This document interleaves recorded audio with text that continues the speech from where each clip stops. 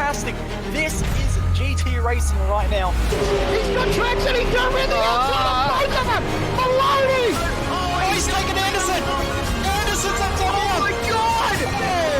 Big crash. Oh my goodness, half the field's going to get rolled. Second very close. These guys are want to make their way through the field very quickly. This is it! This is over! I can't believe this! Oh my God! God, what?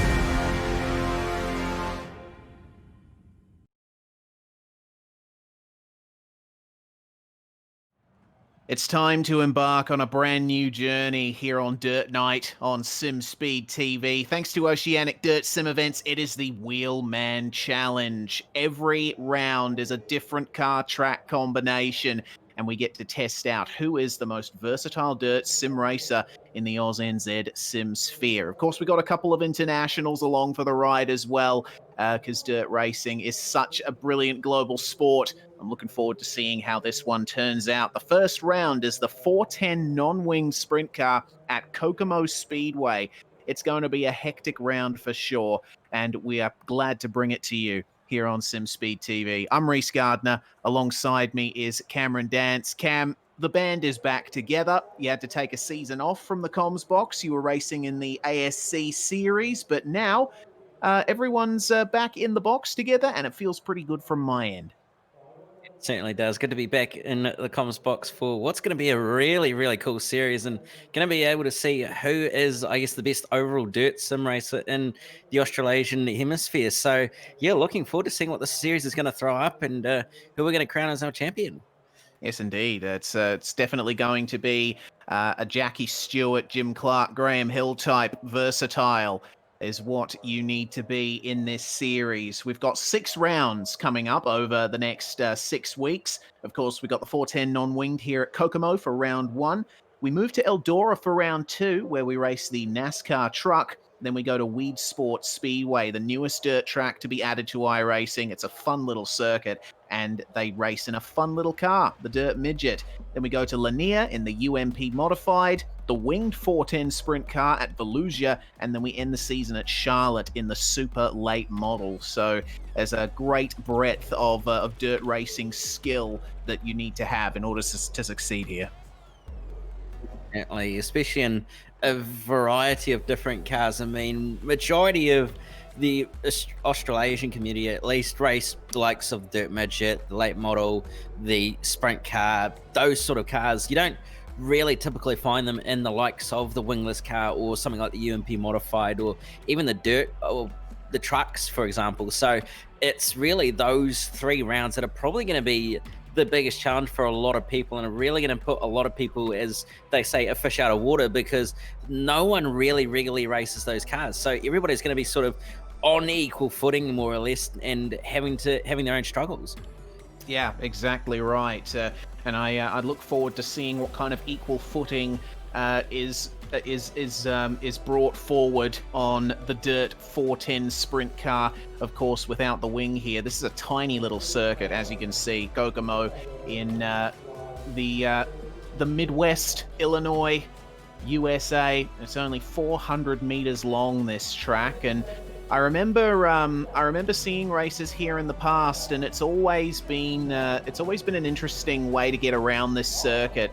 The bottom of the circuit is pretty flat, as you can see. We've got cars out on track now in the practice session. The drivers will be demonstrating this for us. You go a bit further up the circuit, more towards the outside wall, and the banking gets a little more extreme. So you've got to compromise between mechanical grip, the objective fastest lines staying at the bottom, or do you go hell for leather into every single corner, full on sideways, as Brendan Hobson is, and ride the wall?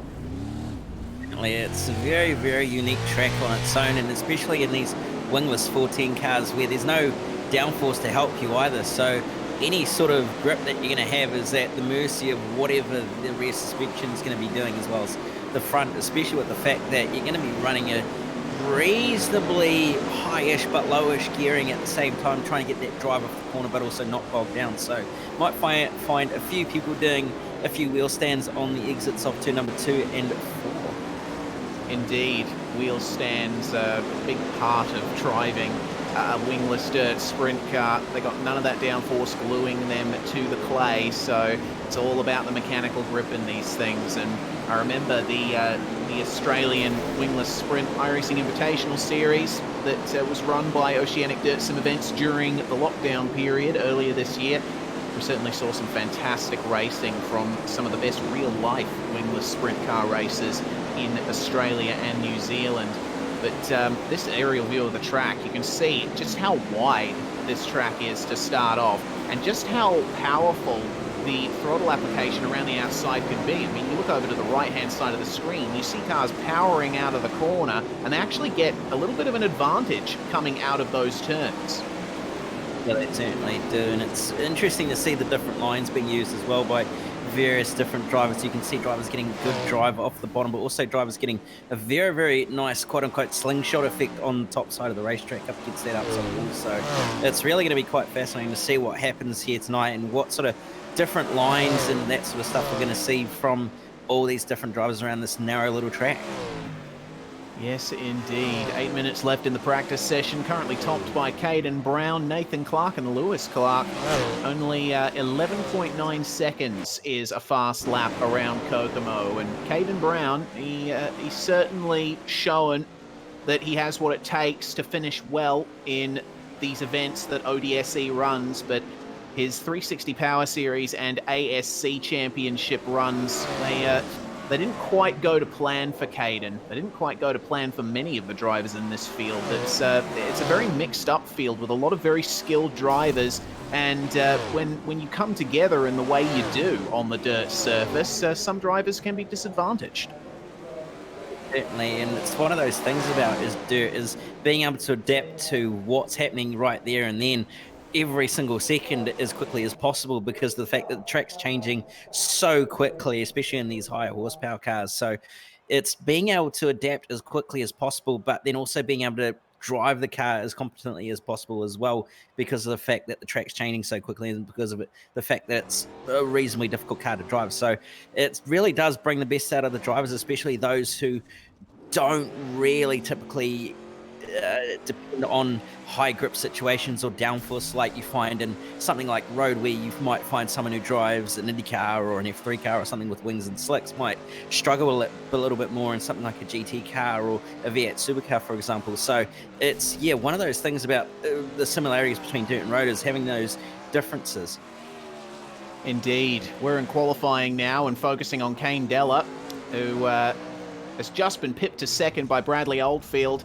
Watched Kane race in real life at the Perth Motorplex a few times over the summer. It's good to see him having a run in the sim. But Bradley Oldfield at 12.097 is the quickest time so far, and we'll see if any driver can pip that.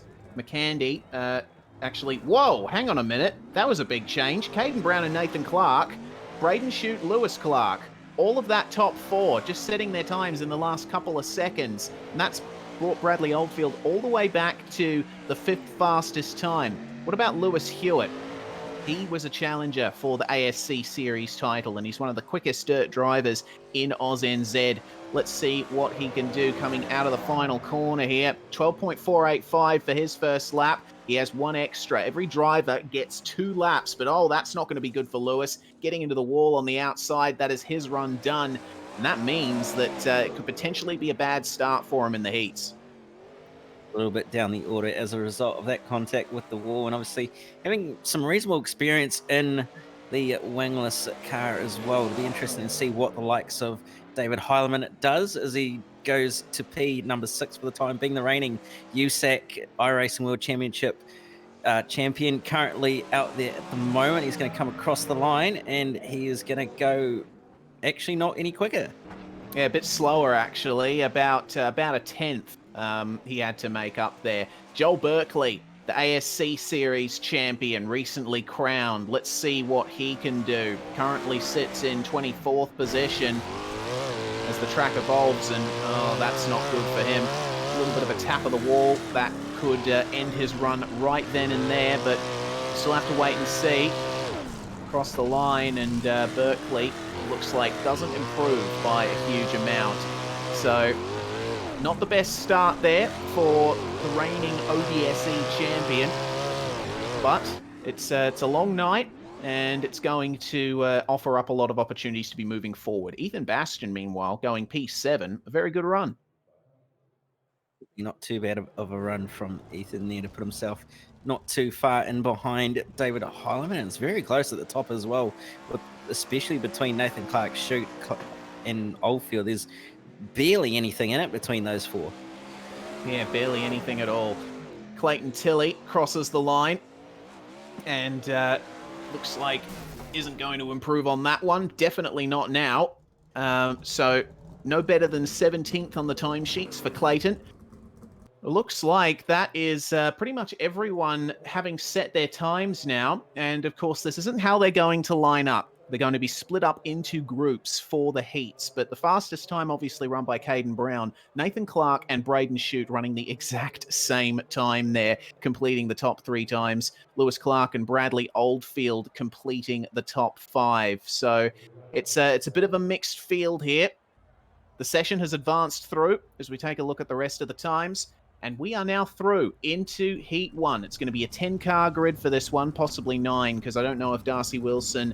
Darcy Wilson is on track now, so it is going to be a 10-car field, and that is how they line up. It's Brown and Oldfield on the front row with Hurley and Broom behind them, then Tilly Russell, Vickers Minshall, McCandy, and Wilson. Looking forward to getting this series off the ground. It's imminent. The engines are about to come alive, and we're about to get underway with this series, and it's really one that's going to be looked forward to by a lot of people, including us. And really looking forward to seeing what we're going to end up witnessing. Yes, indeed. Ever since this championship was announced, I've been looking forward to it. I was even tempted to have a run myself as a driver, but of course the sign-ups filled up incredibly quickly. These guys are very committed to their dirt racing, and they have their finger on the pulse. 2 formation laps then. The drivers are going to line up at the end of this one. The green flag will fly, and we'll be going green for 8 laps of racing around Kokomo Raceway. The top 4 are going to transfer straight through to the feature. Everyone behind them is going to have to make it through the consolations. The green flag flies. Caden Brown is away. Big oversteer for him coming into the corner. Can he protect from Bradley Oldfield? Well, Oldfield's got the outside line, so he should have the advantage on acceleration, but Caden Brown down to the inside immediately, and he's doing everything right at the moment to try and keep that lead. But have a look at them backing it into the corners. That's an issue there for Mitchell Broom.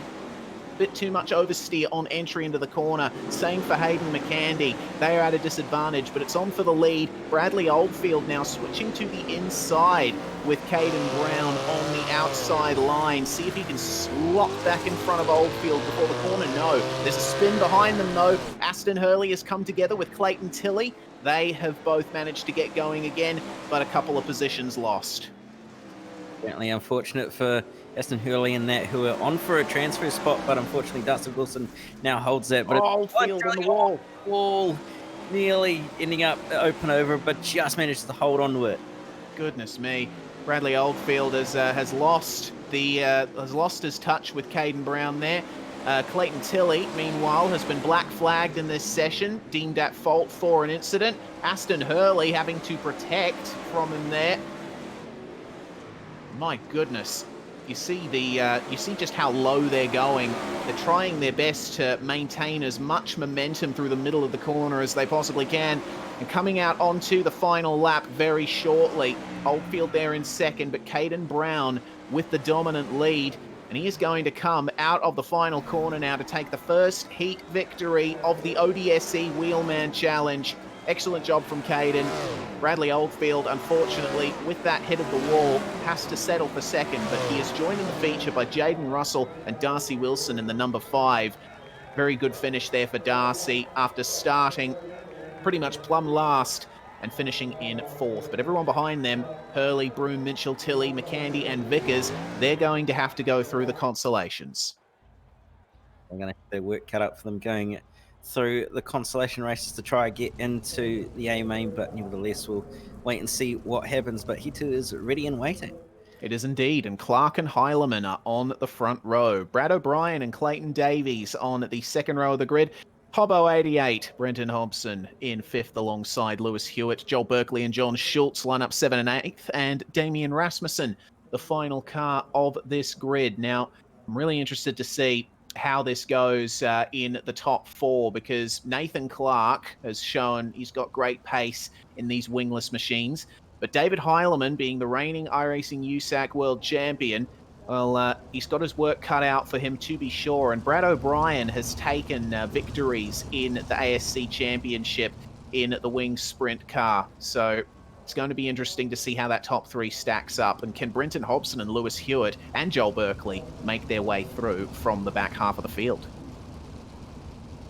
Big question: will they be able to make their way on through? I don't think they will have any problems with the experience that they have in these wingless cars, having raced in the World Championship Series. But we have to wait and see what happens.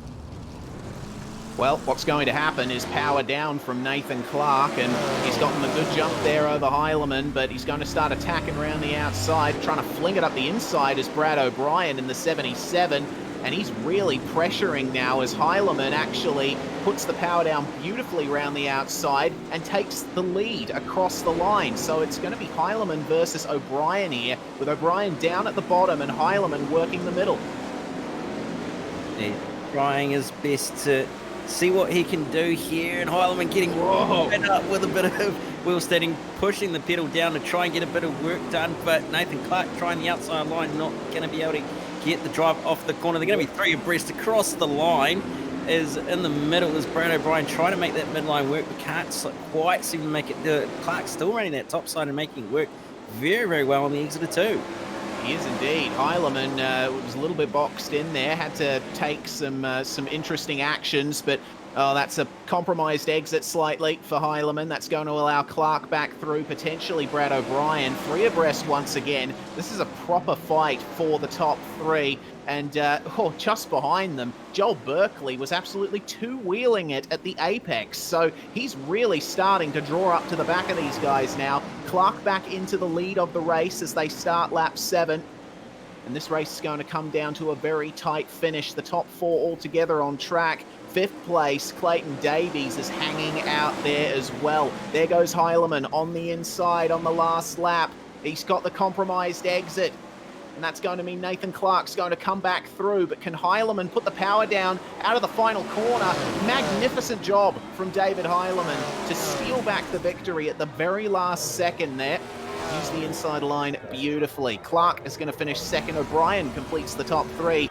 Joel Berkeley, unfortunately, lost out to Clayton Davies at the very end there. So, Clayton Davies, you're through into the feature, but Berkeley, Hewitt, Hobson, Schultz, and Rasmussen, they have got a couple more races ahead of them. They do, and what a move by David Heilemann to drive it straight back underneath after looking like he possibly was going to lose it, but then did what he did best and thought ahead and ended up getting that one. So great bit of driving there, but this will be interesting to see who's going to take out Heat 3 here. Yes, indeed. The third of 4 heats tonight. Braden Shute and Ethan Bastian on the front row. Kane Della and Travis Castagna line up in 3rd and 4th, with Cam Taylor and Dylan DeBono on the 3rd row. Tyler Bish and Scott Griffiths behind them. Ashton Manif, the sole occupier of the 5th row of the grid here. Now, I'm rubbing my hands together for this one because we've got Braden Shute, we got Ethan Bastian, we got Kane Della, all in the top 3. We got Travis Castagna there as well in the number 22. He's going to be starting on the outside. In comes the pace car. See what kind of a jump Braden Shute gets here, coming through the final 2 corners at Kokomo Speedway. Just eases onto the power. Looked to me like Kane Della tried to get a jump but was balked a little bit. Braden Shute protects the lead on the inside, but round the outside, Ethan Bastian is beginning the attack. He's maintaining the momentum up on the top line of the circuit and lurches up to the back of Braden Shute at the end of every straight. But it looks like Shute has the advantage for the time being. He's got the line. He has got the momentum, the consistency. Ethan Bastian, well, I'm going to completely delete that statement because Bastian is looking quite supreme now around the outside. He's gotten into the rhythm, and rhythm is incredibly important in these cars. Certainly is. You don't really want to be dropping too much momentum through the corners, or you end up going backwards reasonably quickly, like Braden Shoot is at the moment. He's coming under pressure from Kane Geller, who's looking around the outside. He gets a little bit loose. Sort of square the corner off, and he's going to have contact from behind as well from, I think that was Dylan DeBono, who managed to muscle his way on by, and yeah, Kane Geller falling back real quickly. Yeah, a couple of technical issues for Kane Della there as well. Hopefully those are sorted out and he can continue as he is. Ethan Bastian with quite the dominant lead now. He leads by just over 2 seconds from the car of Braden Shoot. Cam Taylor seems having a couple of troubles there in the number 14.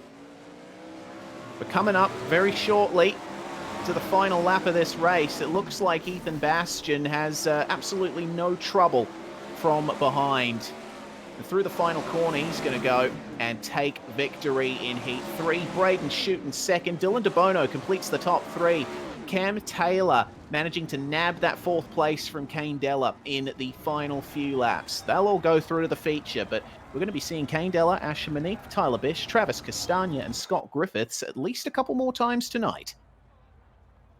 Geller tried to move on Cam Taylor on the final lap of the race, but just unfortunately couldn't quite make it stick in the end, so they're going to have to settle for going through the C or B main, but nevertheless, we'll see what happens in those constellations. We shall, but we got one more heat to run here, and it's headed up by Lewis Clark and Aaron Kelly. Max Lumsden and Lockie Beattie line up behind them, with Nathan Norman and Harry Stewart completing the top 6. Jacob Dixon, Billy Ryan, and Zach Howell round out the 9-car field. So 1 10-car heat, 3 9-car heats. It's a packed field here tonight. It is a very, very packed field tonight, with a lot of drivers who are keen to stamp their authority and try and put themselves on the top step of the podium and put their name to the series as the champion. But nevertheless, there can only be one at the end of the day, so we have to wait and see what happens as the rounds go on. But currently it's been pretty good racing. Yeah, I've actually been very impressed with the quality of racing here. Wingless sprints, they require a lot of control, a lot of precision, and it's not like in the downforce cars where you can shove one up the inside and the guy on the outside can hold it because of the downforce. No, you really have to plan your moves in these machines. There's going to be a lot of planning to go here because we're going green for the 4th heat of the night, and it's actually a pretty good jump from Aaron Kelly. He timed that start really well versus Lewis Clark, so they're going to fight for the top 2, and through goes Aaron Kelly into the lead of the race. We got a spinner, though. That's some trouble for Jacob Dixon in the number 3. He is stopped on the circuit. He's managed to get going again. We are all fine. But Aaron Kelly, it seems, has not managed to get away from Lewis Clark. For 3rd back, though, it's looking quite interesting because Harry Stewart is running up this train. Nathan Norman trying to find his way up the inside of Max Lumsden. All of these cars in a pack. It looks like Stewart, and it's been able to get away from them somewhat, but Max Lumsden and Nathan Norman really got their hands full at the moment. They do. Norman's starting to go backwards, actually, as a result of running down on the bottom side of the racetrack, which is really starting to slick up now. He's got his hands full with Lumsden and also Billy Ryan as well. So it's really starting to become a matter of who can get the power down as best as they possibly can. As Harry Stewart's in the wall, barely managed to recover it. Oh, take care, Harry. He's managed to keep it going, but wow, this scrap for what is now 5th on back. It's looking quite interesting because Billy Ryan now coming under pressure from Lockie Beattie on the outside, and on the inside, another car that I have not been able to get. Billy Ryan, though, into the wall. Not the greatest run for him. Put himself back into position 7. But we're coming up to the white flag lap. Aaron Kelly has... they've actually changed positions there. Lewis Clark into the wall, losing a bit of momentum in the final couple of corners. So, looks like he's got enough of a gap over Aaron Kelly that he'll be able to take the final heat victory of the night. And Harry Stewart, well, you could tell he was really advancing forward. Nathan Norman completes the top 4, and they all go into the feature. Max Lumsden, Lockie Beattie, Billy Ryan, Jacob Dixon, and Zach Howell. We'll see you again very shortly. And by very shortly, I mean right now, because we're into the C main. It's going to be a 12-lapper, and the top 4 from this one goes straight through to the feature. Hurley and Della are heading up the grid, with Broom and Manif behind them. Bradley Minshall and Tyler Bish, 5th and 6th. Tilly and Castagna on row 4. McCandy and Scott Griffiths rounding out the 10 cars in this C main. So, they got some extra laps to play with here, Cam, but the track is getting slicker and slicker as time goes on, and we could see in that 4th heat that the drivers were having a lot of trouble keeping it straight. Certainly, it's starting to get a little bit more and more challenging as the night is going on, especially with the fact that it is slicking up as quick as it is. So, going to be starting to see some variance in different lines being taken by various different drivers. Might see the bottom still be used a little bit, but it's starting to get to that point where you need to start to move up towards the wall. So, going to be interesting to see what happens and who's going to come away with this one. Yeah, the exit onto the straights is going to be a bit of a point of contention as well, because you can see it right there as we look over the grid, and trusty Barney, the flagman. There's a lot of slick dirt there over the line, and that extends about halfway down the width of the front straight. So ultimately, you've got no choice but to run up to the outside along the straights, because the turns are so tight here. If you want to try and get a run up the inside, you really have to compromise your mid-corner. Definitely do. You sort of have to think one or so laps ahead of what you're actually doing to try and get a run on the driver and try and get by them as well if you're sort of dicing with each other as close as they are. So it's really, really an interesting bit of racing here and really testing a lot of the driver's racecraft with the way that the track is forming. It is indeed. We're about to get a green flag, though. Aston Hurley puts the power down, but round the outside, you could see that Kane Della tried to get the jump again. And once again, it did not work out for him. So Aston Hurley into the lead of this one, protecting the inside, but watch for that outside line to really come into effect. The 3rd and 4th, my goodness, almost some contact there between Tilly and I believe it was Ashton Manif. Manif's falling back slightly, but for 2nd on back, my goodness, it is looking very difficult. Oh my goodness, that's a couple of cars together. Travis Castagna and the number 35, that's Mitchell Broom. They managed to keep it going again. Oh, almost some trouble there. The 140 of Ashton Manif had a bit of trouble getting it turned in. But Travis Castagna protecting the inside line now. He seems to be pretty comfortable down there. It does. Oh, that's a big T-bone moment, and they're stuck together. Oh, that's going to no. That is no good there. Travis Castagna, Tyler Bish on his roof. And that means that Bish is going to retire from this one. We're not going to see him again tonight. Big shame for Tyler, but for the lead, it's looking quite interesting. Clayton Tilley working the outside, but he's got Kane Della advancing. They've still got Aston Hurley down there on the inside. That could come into effect a bit later on. They could. Looks to be working for him as Della's in the wall, and that's going to allow Aston Hurley to move into 2nd. Clayton Tilley well and truly out in the front, but it's definitely all on for those final positions on the podium. Indeed, and for the transfer spot, I got to say Ashton Manif is looking pretty safe right now, because just behind him there's been more contact between Travis Castagna and Bradley Minshall, and the number 91 of Scott Griffiths getting in on it as well. All of those guys slowing each other up. They've got no chance of catching up to the top 4 now. Their chances of catching up to the top 4 are pretty slim to none at this stage, with the gap that they've got and the number of laps they've got left as well. And there's probably going to be a bit of damage on some of those cars as well by the way that they've had their race go. But nevertheless, it's still a pretty decent scrap for 3rd and 4th between Della and Manif. Yeah, Kane Della has fallen back there behind Aston Hurley, and it means that now Ashton Manif starting to come into effect for a potential podium position. It is the last lap though, so I don't think it's going to happen. Up the front, Clayton Tilley, untroubled and unmoved. He takes the C main victory. Hurley and Della cross the line to complete the podium, and Ashton Manif gets through into the feature. But for everyone else here, Travis Castagna finishing in 5th with Minshall, Griffiths, Bish, well, actually, Griffiths, the last classified car there, Bish, Broom, and McCandy, the 3 retirements from this one. So a big shame to see drivers like Castagna and Minchell out in the C main, but we got 5 more rounds after this one. I'm sure we're going to see them in the feature at some point.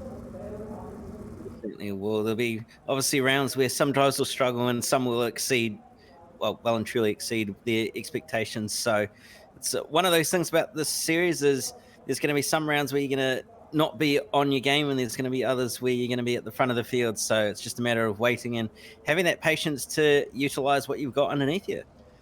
Yes, indeed. As we take a look at the grid for the B main, it's Berkeley, Lumsden, Lewis, Hewitt, and Lockie Beattie, the top 4. We see Brenton Hobson making another appearance, as well as John Schultz, Damian Rasmussen starting in P9. Billy Ryan, we'll see if he can get through into the top 4. The 11th and final car in this one, Hayden Vickers.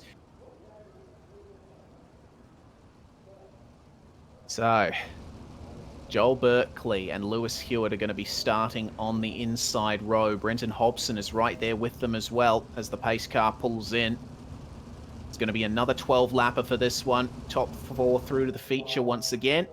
We'll see what kind of start Joel Berkeley gets here. He turns it round, makes a V shape out of the corner, straightens out the exit, and through he goes. Great lead there for Joel Berkeley right off the bat, and Lewis Hewitt making his way into second. Max Lumsden trying to manage the oversteer as Lockie Beattie goes around the outside of him, and oh, that's a bit of an issue there. The 88 of Brenton Hobson had a bit of trouble getting it turned in, and now he's mired back in the pack amongst Jacob Dixon and John Schultz. A big scrap for those final transfer spots at the moment, and just all sorts going on. Lumsden's trying the bottom side of the racetrack, but not quite able to make anything of it as Lockie Beattie continues to run that top side, and the top side seems to be working for a lot of drivers. You've got Dixon and Billy Ryan and a few others trying it, so seems to be the preferred line at the moment.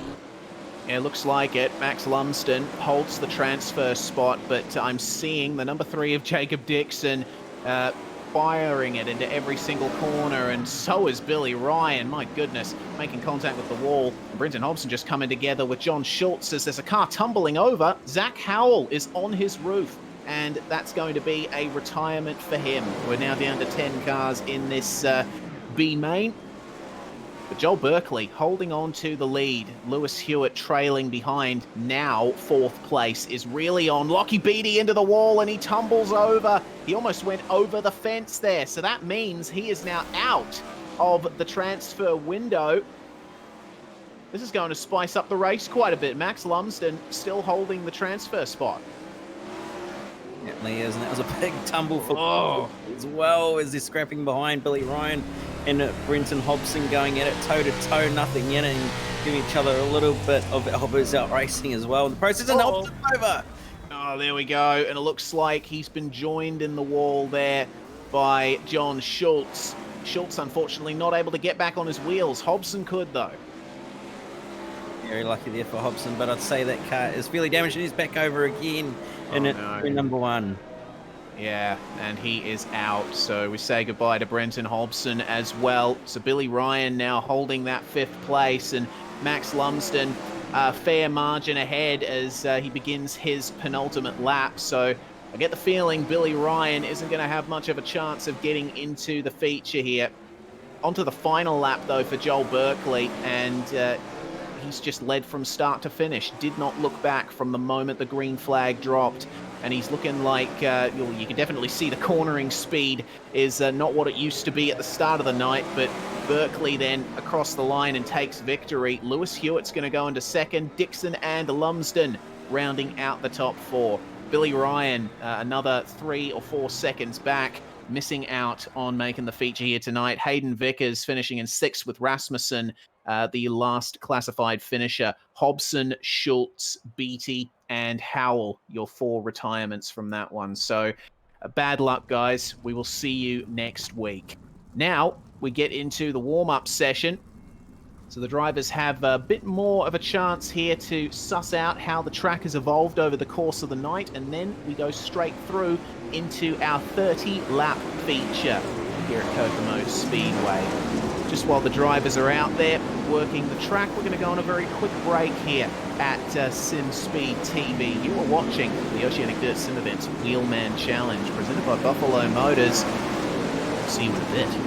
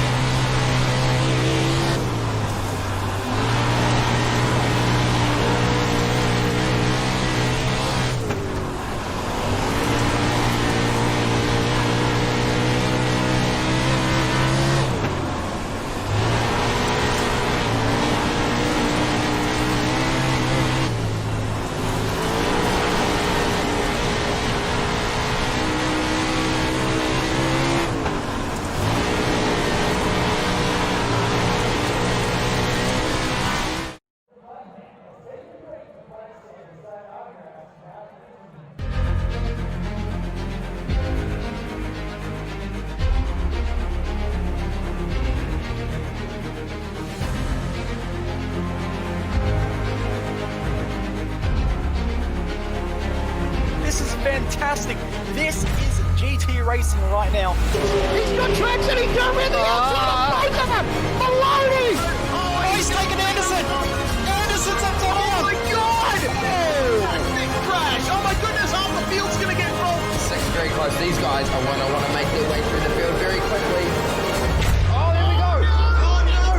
That's massive. This is it. This is over. I can't believe this. Oh my God. God, what?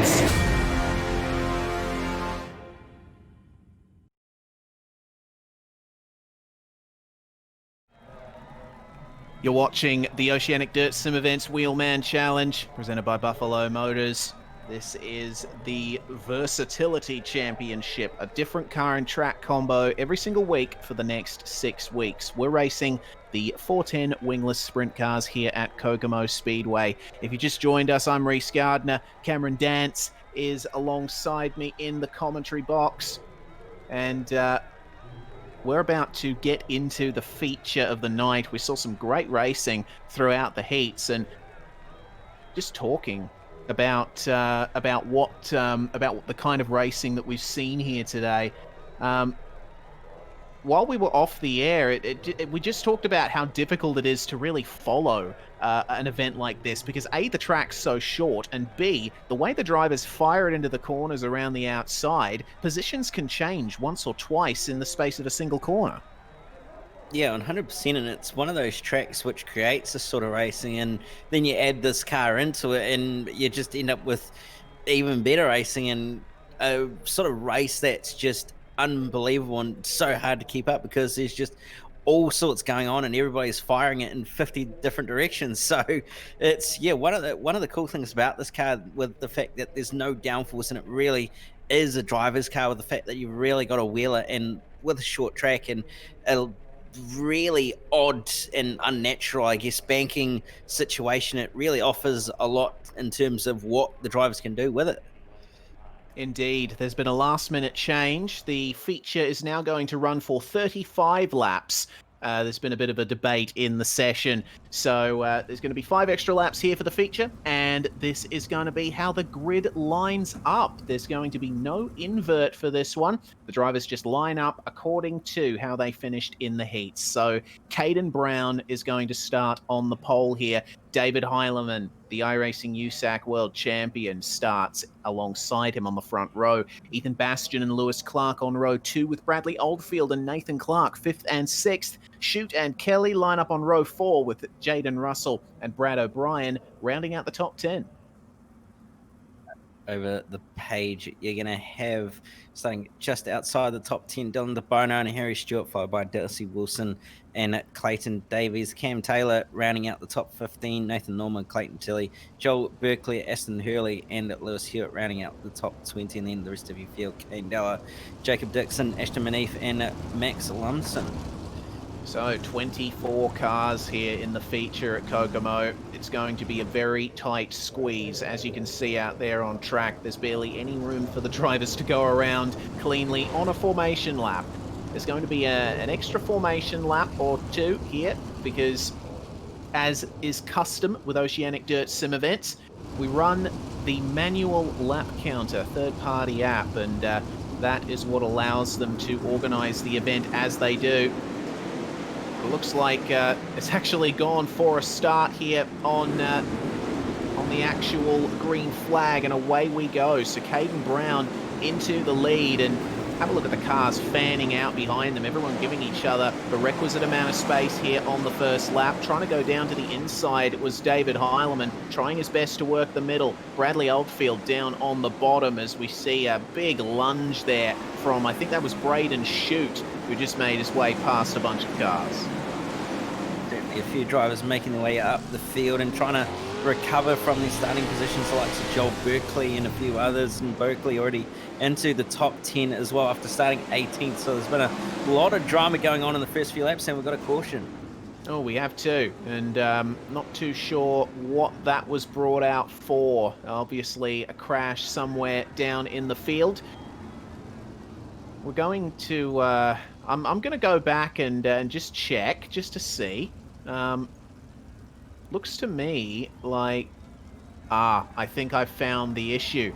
Aston Hurley got into the wall down the front stretch, and he was on his roof. So he's already manually disconnected from the server. Replay thanks to our mates at Modem Simulation, just getting the right rear into the bit of wall that juts out down the back stretch, and Aston wasted no time exiting from that. Tyler Bish as well has retired from this one. Certainly, one of those things about Kokomo is it's very, very tempting to get as far out, as close to the wall as you possibly can on the outside, and if you bite off a little bit more than you can chew, you end up clipping at that outside wall on the way into turn 3, and it's very well known that once you clip it, you're going for a bit of a ride, as Aston Hurley found out, unfortunately. So here's our first retirement, but we're not too far away from going back to green flag racing. Yeah, not too far at all. The pace car is in, and we are green. Cam Taylor's been given an end-of-line penalty. He also caused an incident that brought out the caution. So Bradley Oldfield now is going to be the leader of this one. Caden Brown working the outside. David Heilemann working the inside, very inside as well. He's trying to use all of the clean dirt down there on the bottom, because the top is looking incredibly slick right now. For the positions outside the top 5, Joel Berkeley working the inside versus Harry Stewart, and Braden Shute just behind him. Berkeley almost coming to a dead stop in the middle of the corner, and you saw that Stewart had to check up a bit there.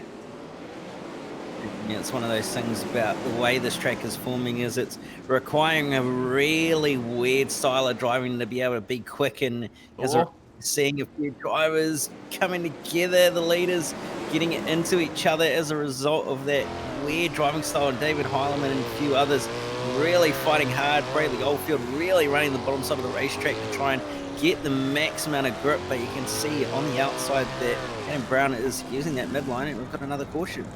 We have indeed. So now the search begins anew to find out what brought that caution out. Looks like something that happened down in the field. Jacob Dixon was a car that I see spinning around, and it looks like it was contact with the number 77 of Brad O'Brien that eventuated that. There's Dixon spinning around, and the incident continued a bit there. But Brad O'Brien tries to go up the inside and then makes contact with Dixon coming into the next corner, and Dixon was bounced up the track there. Unfortunately, between those two drivers sent Dixon around, and then you also saw Jaden Russell and having a bit of a mix-up as well in there as well, while they were, I guess, trying to avoid what was going on in front of them, but nevertheless, we're ready to go back under racing. It looks like the caution has been extended a bit, so the drivers are going to stay at pacing speed. We did see the pace car come in, but the caution was extended at the last second, so there's going to be one extra lap here. Barney holds the green flag high, ready to drop it when the drivers come around the final corner. Caden Brown then back into the lead. Bradley Oldfield in second. Joel Berkeley up there into fourth place. Caden Brown leads them away, but Bradley Oldfield round the outside just carries a bit more mid-corner speed, and seeing, I think that was David Heileman getting a bit acquainted with the tyres down at the bottom. Berkeley, my goodness, he's timed this restart really well, it seems, because round the outside he goes of the number 97 of Caden Brown and into the lead of the race. It definitely looks like the top line is the place to be. Yeah, it certainly is. He's making that top line work very, very well. No, another caution. And I believe that would be for Max Lumsden, who's had a moment in a turn number 4 and been caught up by a few other drivers who have come together as well. All right, let's have another look at that. See what happened. Onto the slow-mo then we go. Look. Yep, stay full speed for one more lap according to our director, and you see a bunch of cars come together there, and that is the spin. So Max Lumsden looked like didn't really have many places to go. Oh, the incident continued actually, coming into turns 1 and 2. I mean, I don't even know how to begin picking apart incidents like this, Cam, because there's just so much that happens around the course of one single corner around this place. Oh my goodness. That looked very messy. Yeah, it certainly did. And I guess that is one of the disadvantages of this sort of track, where it's very, very short lap and there's minimal room for error, where someone clipping the tyres or just getting a little bit too loose just ends up causing a bit of a checkup, and eventually everybody sort of piles in because they've got nowhere to go. So unfortunately it is what it is, but we're back to green flag racing, and a very, very good jump from Joel Berkeley. Yeah, excellent stuff from Berkeley there, but down on the inside, Bradley Oldfield still works hard to try and stay in touch with these guys. You see that he's mixing it around with the top 3. We'll see if he moves to the outside line for this corner, and he does. Slide job attempt there from Caden Brown, but Joel Berkeley gets him right back. So I get the feeling these guys are going to be trading for the next few laps at least. The field fans out behind them, though. David Heileman's going to want to try and advance back into the top 3. Lewis Clark, who currently holds 6th position, then coming down to 7th with the compromised exit, has to slot in with the rest of the drivers now moving up to the top. You're seeing less and less drivers on the bottom every lap, and Heileman got checked up. Everyone's checked up into turn 3. No caution, though. They all managed to keep the momentum going. Everybody managing to keep it on going. Caden Brown with another slide job on Joel Berkeley at the front of the field. Bradley Oldfield trying to mix it in there as well, but just can't quite seem to make the bottom side of the racetrack work, and not too far behind as well as David Heileman, who's on a charge at the moment, trying to catch up to Joel Berkeley, his Slick Sport teammate, and Caden Brown, who are fighting for the lead at the moment. So we'll see what Heileman can do here, and whether he can get close enough to make a move or not, but he's quickly running out of laps here. Is another slide job from Caden Brown. Yeah, but Joel Berkeley is wise to it, gets him right back on the exit. Caden Brown goes back through into turns 3 and 4. But have a look at Heileman. He's started to switch down to the inside. Oldfield is now working the outside line. You see just how little speed they carry through the corners. Another caution has come out. Now, what was that for, I wonder? Max Lumsden, unfortunately, at a slow rate of speed on the track again. Driver's having to take avoiding action as he tries to get going again. So what happened to Max here? Down in 21st position. Oh, put the inside tyres by the looks of it on the way into turn. Too low, and as a result, spun out and then being fairly hit by, I believe, Nathan Norman. Yeah. Well, let's have a look at it from Nathan Norman's perspective. You see Lumsden just up ahead of him there in the blue car.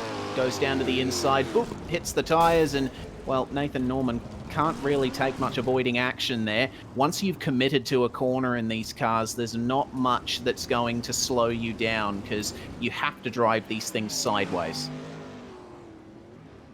Certainly do, and it's very, very difficult to try and drive them straight as well with the fact that it's so slick and you've got so much power and no real grip available to you apart from that mechanical grip. So really does make it quite a challenge in these circumstances. But back to Green Flag Racing, nice jump from Caden Brown, but Joel Berkeley follows him through very, very closely, and Oldfield dropping to the bottom side of the racetrack as well as Heilemann. Oh, yeah, and Brown got into the wall up at the top there, which means that Heilemann and Nathan Clark behind him took some avoiding action too. There's a car over. There's actually 3 cars that have been involved in that incident. Clayton Davies, Jaden Russell, and also, let's have a look, Braden Shute.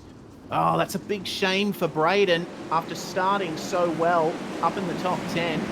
Let's have a look at what happened to them here. And this was into, I believe, turn 1. So Shute was working the middle of the circuit and then just, tagged the wall.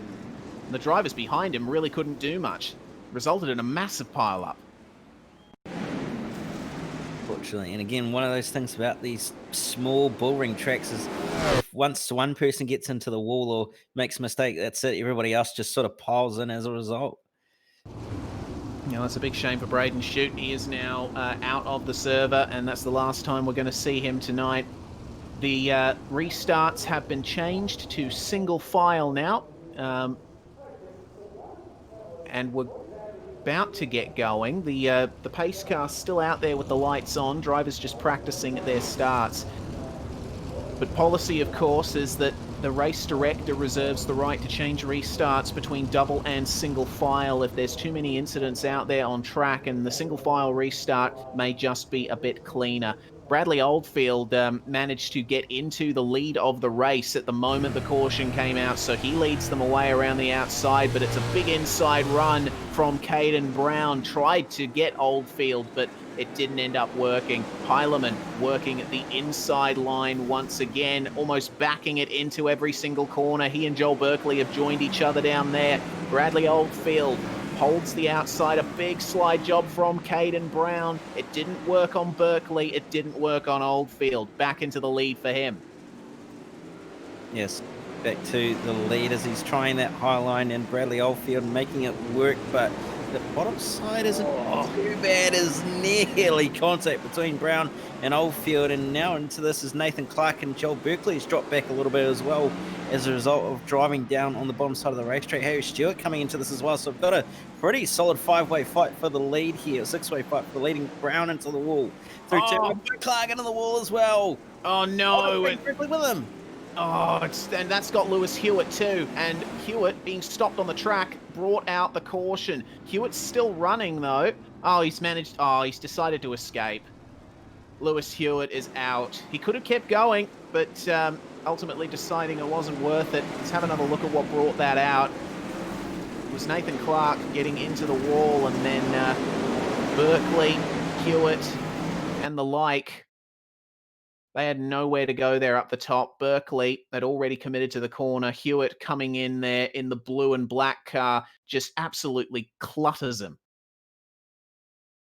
Unfortunately, he had nowhere to go and just ended up straight into the side of him. Managed to gas it up and get off the track, but unfortunately the caution had come out by then, and possibly going to be quite a bit of damage as well on that car as a result of the impact. So not surprised that he's had to tow it back to pit lane, and he's going to be out of this one and probably finishing down the order all the way down to 19th at this stage. Yeah, looks like it.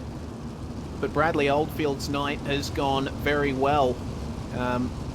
he has kept the lead of the race despite the attempts from everyone at the last restart. He managed to actually eke out a gap before the caution came out. So interesting to see what happens on this restart as the pace truck comes back in.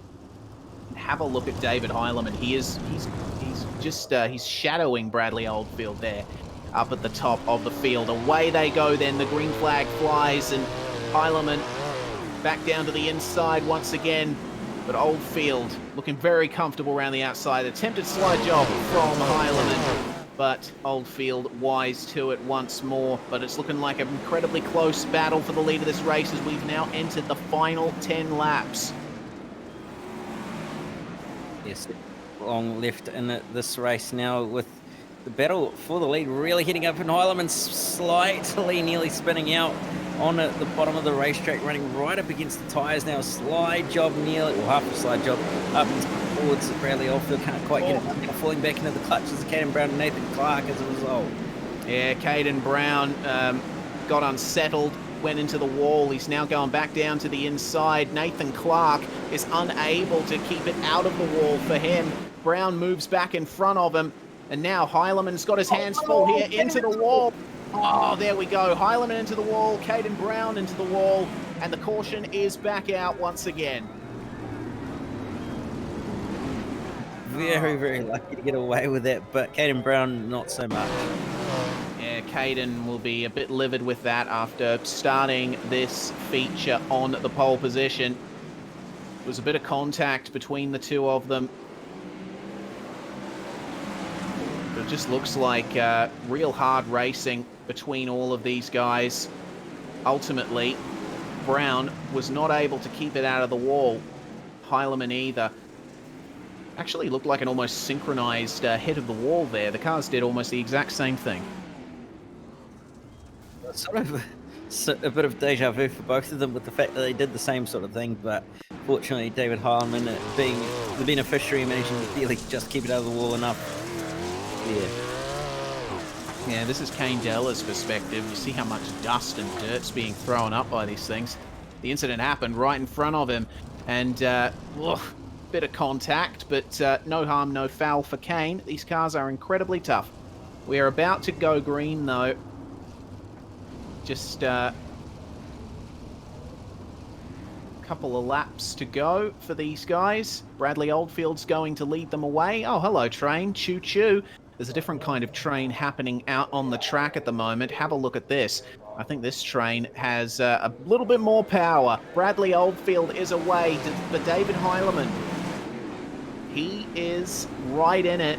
Oh, that was interesting there from Mr. Oldfield. He went for the inside exit. Went for the huge late apex. Is now working the inside line, and that looks like Heilemann's chance to pounce. He's now moved up to the outside line. Joel Berkeley's trying to get in on this as well as the leaders trade positions. We're now down to 5 laps to go here at Kokomo Speedway. David Heilemann into the lead at the final hurdle, using his championship experience, feeds the right rear to the wall just a little bit, but it's going to work out. Bradley Oldfield backs it in, uses the inside. Joel Berkeley tries the slide job on Nathan Clark, but it doesn't end up working. David Heilemann gets the car into the wall, and it looks like that's the end of it. They've all slowed down, so it's Heilemann, Oldfield, and Clark, your podium at the line. It was very, very close there in the end, but that is going to be the way it's going to be in the end. Well, that was quite the crazy round to start off the Wheelman Challenge season. Oldfield starting in 5th with Oldfield, Oldfield starting in 5th and making it up to 2nd. With David Heilemann starting in 2nd, ultimately coming home with the victory, and Nathan Clark starting in 6th place. So that's going to be quite the profitable round for these guys. A great way to start off this championship.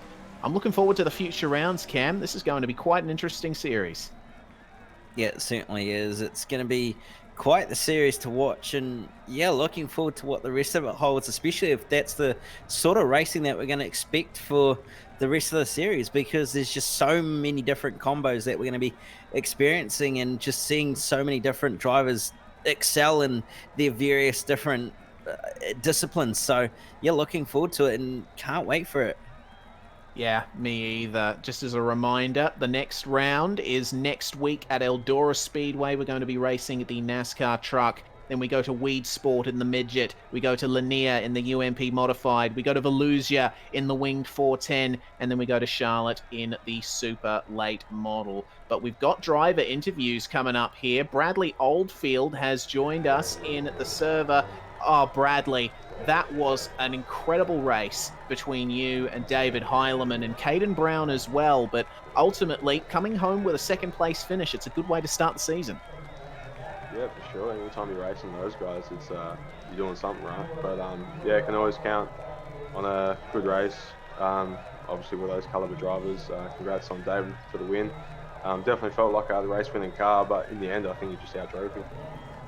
Yeah, it looked like the track was playing a bit of a part in that as well. I'm always intrigued by the lines around Kokomo, how they evolve over the course of the night. I noticed that, when you guys were working the inside, almost coming to a complete stop. But, of course, here in these wingless cars, it's all about the throttle application and the mechanical grip. Yeah, for sure. So dirt outweighs all in the end. So you're always trying to chase dirt, but when there's no dirt on the track, you just got to try and keep your momentum up. And yeah, so that's what that track was like at the end. You're always just trying to keep as much momentum while trying to chase dirt. And yeah, it was good hard racing. And yeah. So, looking forward to the rest of this season, are there any future rounds that jump out to you as something that you might perform well in? Definitely the midgets, for sure. Sprint cars maybe. I think I might go okay next round at these NASCAR trucks on dirt, but honestly, we'll just have to wait and see.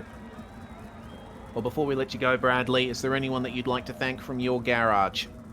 Yeah, first off, Trav for spotting me. He does an awesome job. Just my United Sim Sports team, they provide me with unreal support. Sponsors, KCLD Cleaning, Origin Graphics, Ultimate Dirt TV, 87 Creative, JR Productions and Media. You guys for putting on the stream, do a sweet ass job. And Brady for putting on the league. Thank you very much, Bradley Oldfield, second place in the feature tonight at Kokomo. The next driver we're going to interview, Cam, before we bring in our feature winner, you've got Nathan Clark, third place. Nathan, it wasn't too bad of a night for you at the end there to end up on the podium, but nevertheless a pretty good night overall for you. Yeah, thanks. I think I got pretty lucky with some of the restarts at the end of the race there. Some people tried to run the bottom of the track, and I just stuck to what I knew and just kept going around the top. See, well, it being probably a track and car combo that was quite different to what majority of the people are used to. Were you struggling at all with the way the track was sort of forming and the different driving style, or did you sort of take to it like you were sort of born to drive it, I guess? It's a tricky track like that. It's a really big momentum one. If you get your speed up around the outside, it's good. I just love these cars. The track suits them, I think. See, with it being a very mixed calendar of different cars and tracks, which combo, I guess, are you looking forward to most? I like the late models. They're my favourite ones to drive. Probably not the best at them, but yeah, I like driving them. Before we let you go, just any thanks and any shout-outs you want to give? Yeah, the guys at Pace Syndicate, Worm Paints. Kyle does all the skins for our cars, and they always look pretty awesome. Racewire and North Briz Slots. Thank you. Well, we have Reese Nathan Clark doing what he does best, but you are standing by with our feature winner, David Heileman. I am indeed. Welcome to the commentary box, David. It's been a while since we've spoken, but looks like you've done it for America once again. Yeah, we caught a lot of breaks in that race for sure, and then we tried our damnedest to give it away in that last corner, and I kind of thought Bradley was just kind of going to fence. I would have fenced me, coming line there. But I was just able to get somewhat. I just turned the car off the wall and got such a good run downhill. I was kind of able to just clear him back to the line. But just a lot of things went right in that race where I got lucky, where I kind of gained track position. I think probably on the second yellow, I thought I was back to fifth at some point, and then I think they stacked up high, and that let me restart second. And then I think the last yellow might have been for Kagan hitting the wall right behind me, which without that yellow, Bradley would have ran away with a huge gap. So I was just fortunate timing of things, and you really need those to win and winning any league in iRacing. I don't win as much anymore, but I just it's hard just because you need the right things to fall into place. But tonight that happened for us. It certainly did. And one question about how you were attacking the track. I notice, Kokomo's always a circuit that boggles me, just how flat it is on the bottom. But here in these wingless sprint cars, you can really use the inside to your advantage. I noticed you were one of the drivers that went down there the most often, just chasing the dirt there on the bottom. But there's a lot of adaptivity, I guess you could say, in driving a car around a track like this, because moving to the outside also worked really well. Yeah, bottom was definitely here in the start. I would have liked to see it stay around a little bit more, even have a little bit more grip maybe in the middle. But yeah, I knew once we had I was having a little bit of wheel trouble, and I was kind of nervous to go up there and pound the wall for the entire race. So like about halfway, I think it went up there, and then just even making like the little transitions from maybe crossing over and throwing a slider on this track, it's so hard to keep momentum up. Especially as slick as it was, and in these cars, you really got to make sure you're laying on that right rear tire, otherwise things can go badly on corner entrance. But it's a little tight bull ring. It's always going to provide good racing, especially in these non-wing cars, and that's why I love them. And that's why we love them too. But we're not going to be seeing them again for the rest of this season, David. We've got Eldora in the trucks, we've got Weed Sport in the midget, Lanier in the modified. There's just an incredible schedule here, but is there anything that jumps out to you as one round you're particularly looking forward to, apart from this one? This was definitely it. I love me some trucks on dirt, so I guess we're probably gonna have to show up for next week too. Well, we hope that you show up, David, and we hope to talk to you again in the commentary box afterwards. Before we let you go, who gets it done for you, Mr. Heileman? Yep, so all the guys back at Slick, you guys for broadcasting, and Briggy for putting the league on. And David, yeah, all the Hylomaniacs that maybe woke up early and got to watch this one. Sorry for stepping on your toes there, David. Big shout out to all the Hylomaniacs that got up early and watched their man win here at Kokomo Speedway. Thank you very much for joining us, David. Hopefully we'll talk to you again soon. But that brings to an end proceedings for tonight, Cam. And I'm looking forward to the rest of this series. It's like a mini majors championship for dirt. I love it. Definitely, it's really, really cool to see, and it's like nothing else we've seen or even out there. So it's really, really cool to see, and it'll be interesting to see what the rest of the series is like. And can't wait for next week. Yep, next week, same time, same night. We're racing the NASCAR trucks at Eldora. We hope to see you there. Thanks very much to Oceanic Dirt Sim Events for putting this whole shebang on in the first place. Brady Baldwin working hard in the race director's box. Big thanks to Buffalo Motors as well for their support of this series, and all the other sponsors you can see down there on the right-hand side of your screen. I'm Reese Gardner. Cam Dance joined me in the commentary box tonight, and Jay Kennedy on the cameras, making everything happen behind the scenes. We'll see you next week for Dirt Night on SimSpeed TV. Bye for now, but not forever.